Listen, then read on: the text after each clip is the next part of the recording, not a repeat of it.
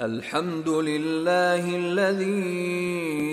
أنزل على عبده الكتاب ولم يجعل له عوجا قيما لينذر بأسا شديدا من لدنه ويبشر المؤمنين الذين يعملون الصالحات أن لهم أجرا حسنا ماكثين فيه أبدا وينذر الذين قالوا اتخذ الله ولدا ما لهم به من علم ولا لآبائهم كبرت كلمة تخرج من أفواههم إن يقولون إلا كذبا فلعلك باخع نفسك على آثارهم إن لم يؤمنوا بهذا الحديث أسفا إنا جعلنا ما على الأرض زينة لها لنبلوهم أيهم أحسن عملا وإنا لجاعلون ما عليها صعيدا جرزا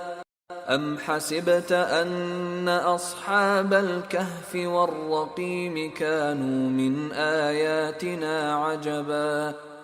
إذ أوى الفتية إلى الكهف فقالوا ربنا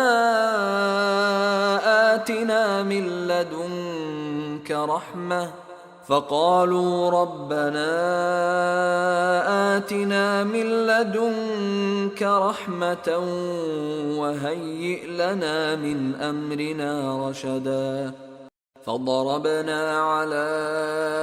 آذانهم في الكهف سنين عددا ثم بعثناهم لنعلم أي الحزبين أحصى لما لبثوا أمدا نحن نقص عليك نبأهم بالحق إنهم فتية آمنوا بربهم وزدناهم هدى وربطنا على قلوبهم إذ قاموا فقالوا ربنا رب السماوات والأرض لن ندعو من دونه إلها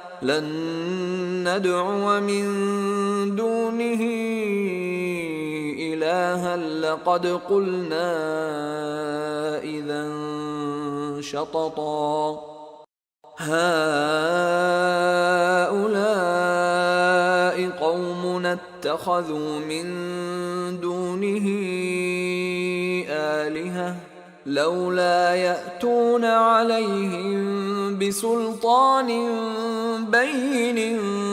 فمن أظلم ممن افترى على الله كذبا وإذ اعتزلتموهم وما يعبدون إلا الله فأووا إلى الكهف ينشر لكم ربكم من رحمته ويهيئ لكم من أمركم مرفقا وترى الشمس إذا طلعت تزاور عن كهفهم ذات اليمين وإذا غربت تقرضهم ذات الشمال وهم في فجوة منه ذلك من آيات الله من يهد الله فهو المهتد ومن يضلل فلن تجد له وليا مرشدا وتحسبهم أيقاظا وهم رقود ونقلبهم ذات اليمين وذات الشمال وكلبهم باسط ذراعيه بالوصيد لو اطلعت عليهم لوليت منهم فرارا ولملئت منهم رعبا وكذلك بعثناهم ليتساءلوا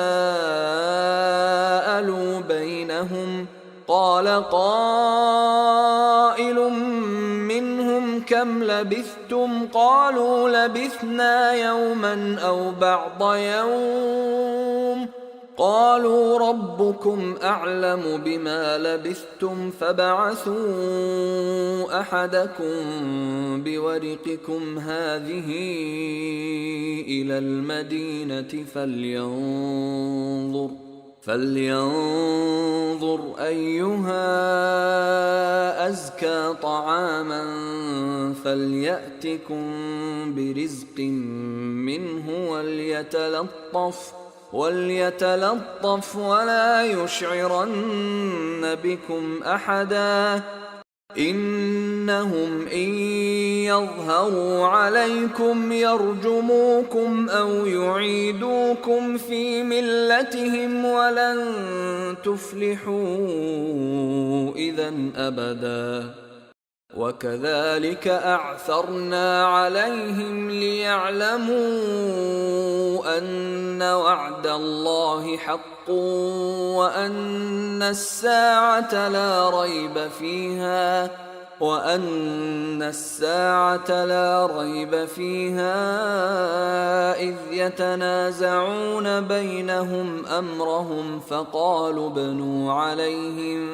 بنيانا ربهم أعلم بهم قال الذين غلبوا على أمرهم لنتخذن عليهم مسجدا سيقولون ثلاثة رابعهم كلبهم ويقولون خمسة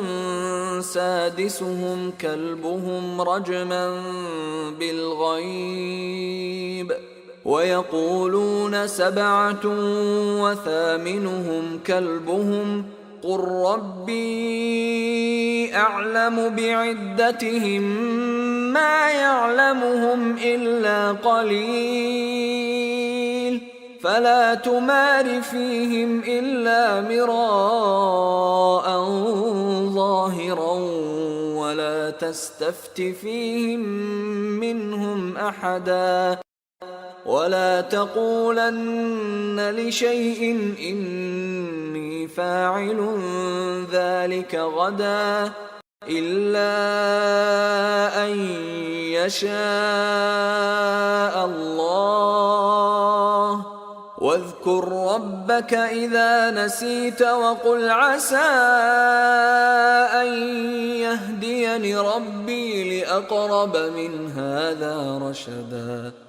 ولبثوا في كهفهم 300 سنين وازدادوا 9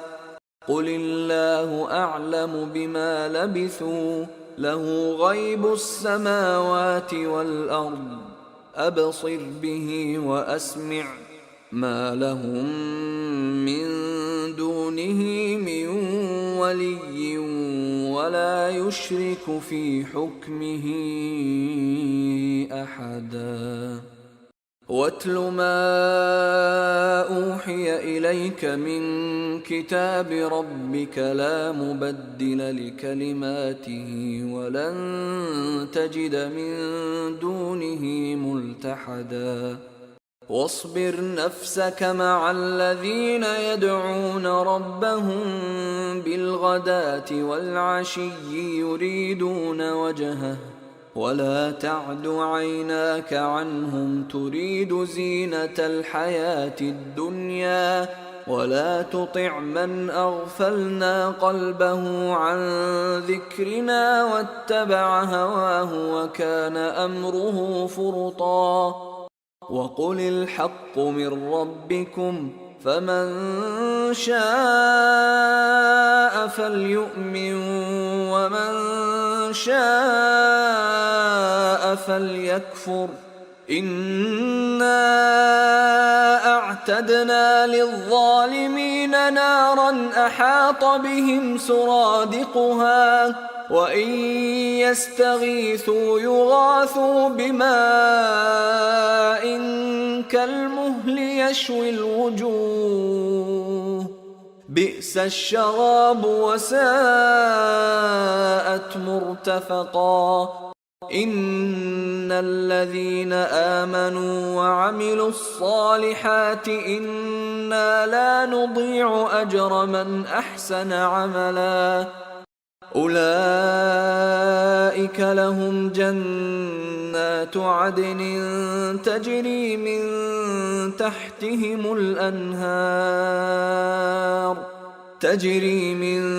تحتهم الأنهار يحلون فيها من أساور من ذهب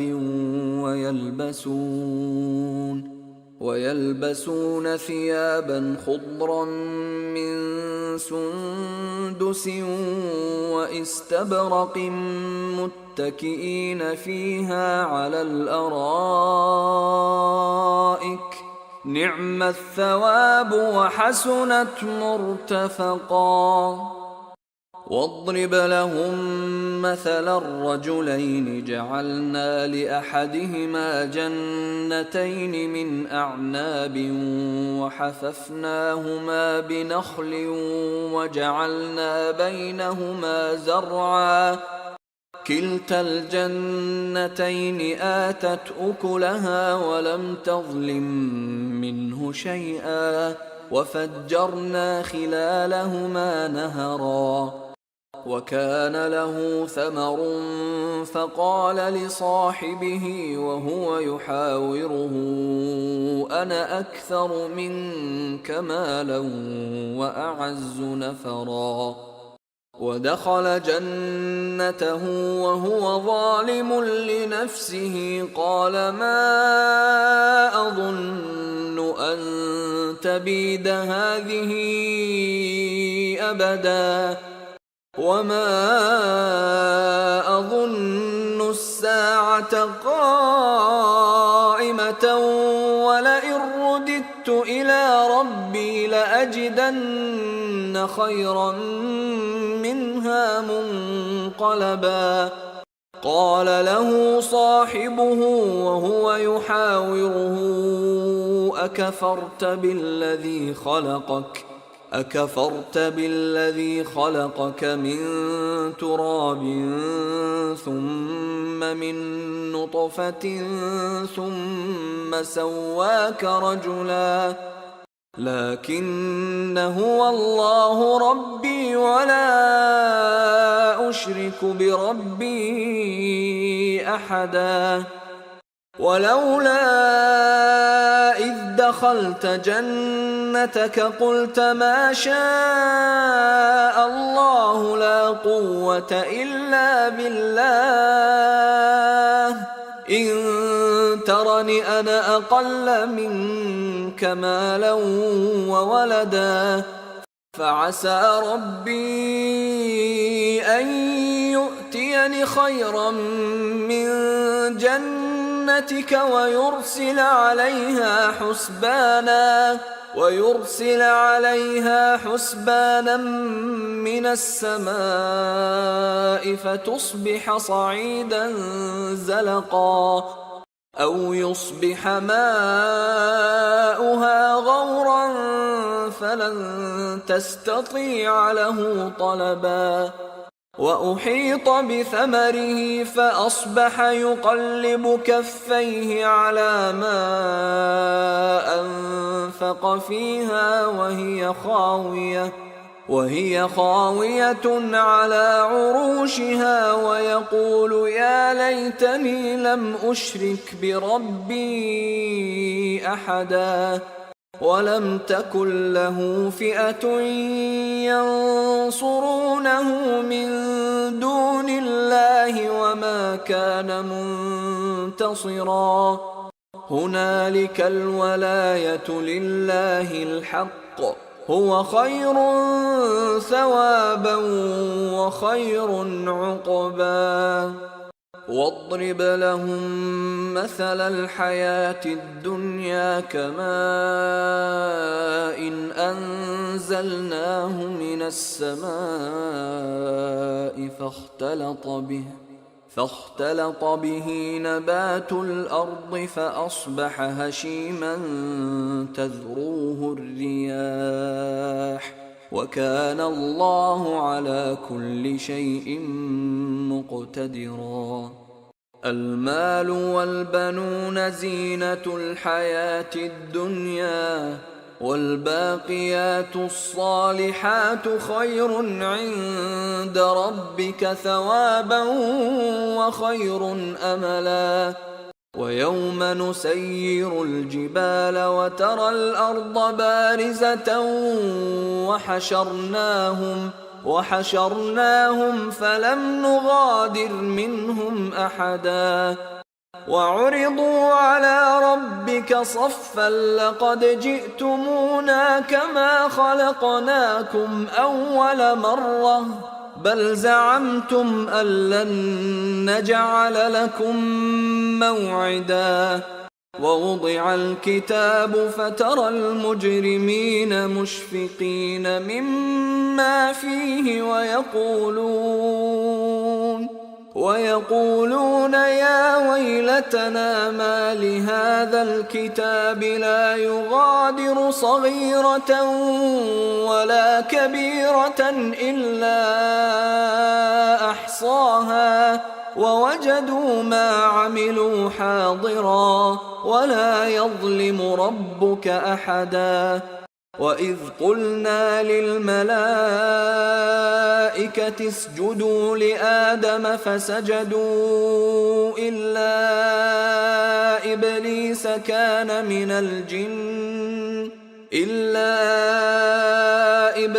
كان من الجن ففسق عن أمر ربه أفتتخذونه وذريته أولياء من دوني وهم لكم عدو بئس للظالمين بدلا. ما أشهدتهم خلق السماوات والأرض ولا خلق أنفسهم وما كنت متخذ المضلين عضدا. ويوم يقول نادوا شركائي الذين زعمتم فدعوهم فلم يستجيبوا لهم وجعلنا بينهم موبقا. ورأى المجرمون النار فظنوا أنهم مواقعوها ولم يجدوا عنها مصرفا. ولقد صرفنا في هذا القرآن للناس من كل مثل وكان الإنسان أكثر شيء جدلا. وما منع الناس أن يؤمنوا إذ جاءهم الهدى ويستغفروا ربهم إلا أن تأتيهم سنة الأولين أو يأتيهم العذاب قبلا. وما نرسل المرسلين إلا مبشرين ومنذرين ويجادل الذين كفروا بالباطل ليدحضوا به الحق واتخذوا آياتي وما أنذروا هزوا. ومن أظلم ممن ذكر بآيات ربه فأعرض عنها ونسي ما قدمت يداه إنا جعلنا على قلوبهم أكنة أن يفقهوه وفي آذانهم وقرا وإن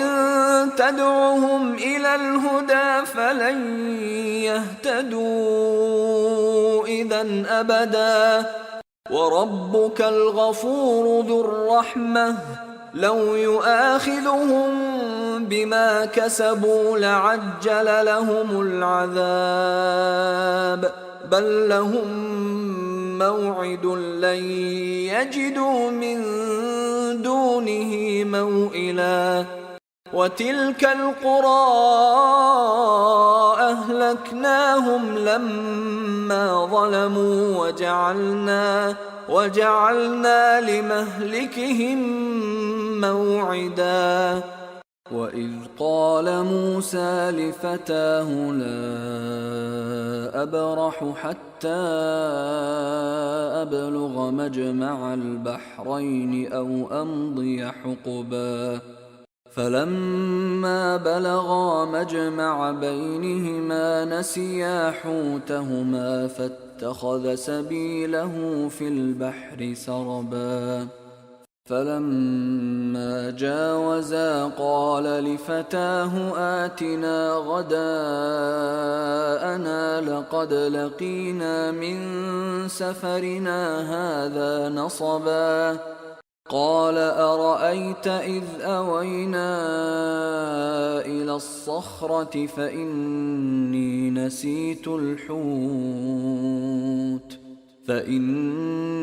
نسيت الحوت وما أنسانيه إلا الشيطان أن أذكره واتخذ سبيله في البحر عجبا قال ذلك ما كنا نبغي فارتدا على آثارهما قصصا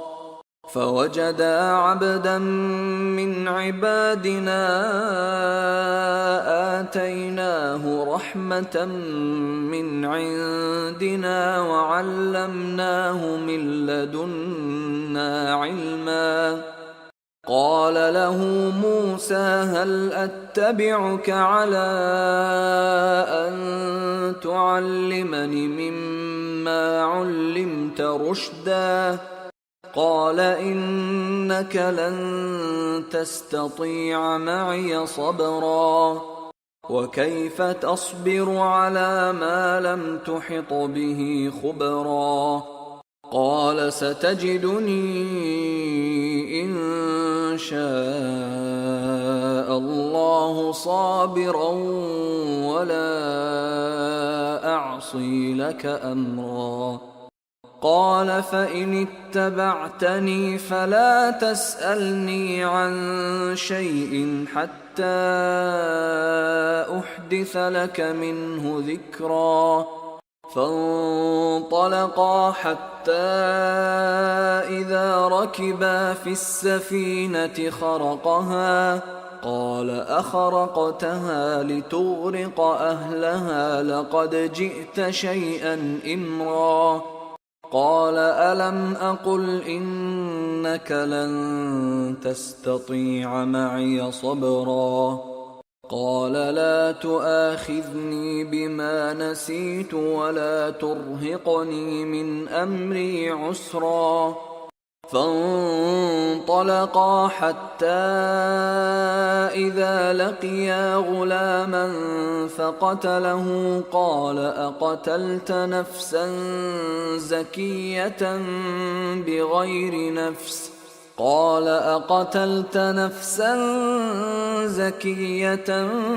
بغير نفس لقد جئت شيئا نكرا قال ألم أقل لك إنك لن تستطيع معي صبرا قال إن سألتك عن شيء بعدها فلا تصاحبني قد بلغت من لدني عذرا فانطلقا حتى إذا أتيا أهل قرية استطعما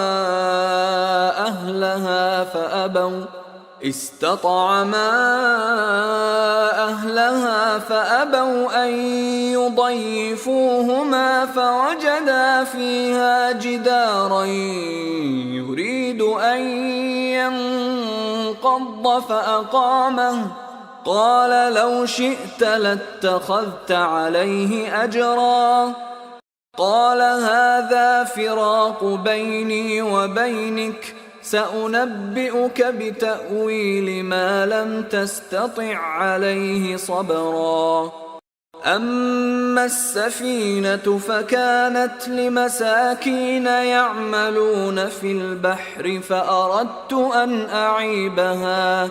فأردت أن أعيبها وكان وراءهم ملك يأخذ كل سفينة غصبا وأما الغلام فكان أبواه مؤمنين فخشينا أن يرهقهما طغيانا وكفرا فأردنا أن يبدلهما ربهما خيرا منه زكاة وأقرب رحما وأما الجدار فكان لغلامين يتيمين في المدينة وكان تحته كنز لهما وكان أبوهما صالحا فأراد ربك أن يبلغا أشدهما ويستخرجا كنزهما رحمة من ربك وما فعلته عن أمري ذلك تأويل ما لم تسطع عليه صبرا ويسألونك عن ذي القرنين قل سأتلو عليكم منه ذكرا إنا مكنا له في الأرض وآتيناه من كل شيء سببا فأتبع سببا حتى إذا بلغ مغرب الشمس وجدها تغرب في عين حمئة ووجد عندها قوما قلنا يا ذا القرنين إما أن تعذب وإما أن تتخذ فيهم حسنا قال أما من ظلم فسوف نعذبه ثم يرد إلى ربه فيعذبه عذابا نكرا وأما من آمن وعمل صالحا فله جزاء الحسنى وسنقول له من أمرنا يسرا ثم أتبع سببا حتى إذا بلغ مطلع الشمس وجدها تطلع على قوم لم نجعل لهم من دونها سترا كذلك وقد أحطنا بما لديه خبرا ثم أتبع سببا حتى إذا بلغ بين السدين وجد من دونهما قوما لا يكادون يفقهون قولا قالوا يا ذا القرنين إن يأجوج ومأجوج مفسدون في الأرض فهل نجعل لك خرجا على أن تجعل بيننا وبينهم سدا قال ما مكني فيه ربي خير فأعينوني بقوة أجعل بينكم وبينهم ردما آتوني زبر الحديد حتى إذا ساوى بين الصدفين قال انفخوا حتى إذا جعله نارا قال آتوني أفرغ عليه قطرا فما استطاعوا أن يظهروه وما استطاعوا له نقبا قال هذا رحمة من ربي فإذا جاء وعد ربي جعله دكاء وكان وعد ربي حقا وتركنا بعضهم يومئذ يموج في بعض ونفخ في الصور فجمعناهم جمعا وعرضنا جهنم يومئذ للكافرين عرضا الذين كانت أعينهم في غطاء عن ذكري وكانوا لا يستطيعون سمعا أفحسب الذين كفروا أن يتخذوا عبادي من دوني أولياء إنا أعتدنا جهنم للكافرين نزلا قل هل ننبئكم بالأخسرين أعمالا الذين ضل سعيهم في الحياة الدنيا وهم يحسبون أنهم يحسنون صنعا أولئك الذين كفروا بآيات ربهم ولقائه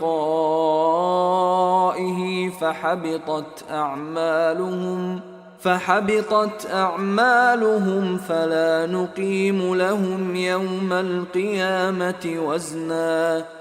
ذلك جزاؤهم جهنم بما كفروا واتخذوا آياتي ورسلي هزوا إن الذين آمنوا وعملوا الصالحات كانت لهم جنات الفردوس نزلا خالدين فيها لا يبغون عنها حولا قل لو كان البحر مدادا لكلمات ربي لنفد البحر قبل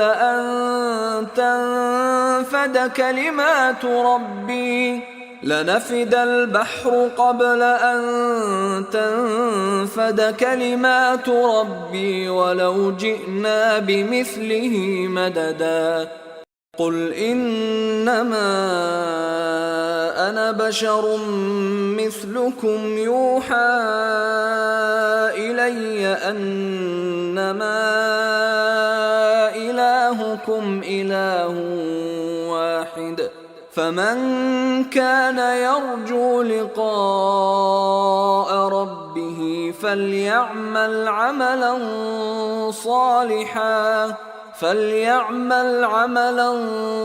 صالحا ولا يشرك بعبادة ربه أحدا.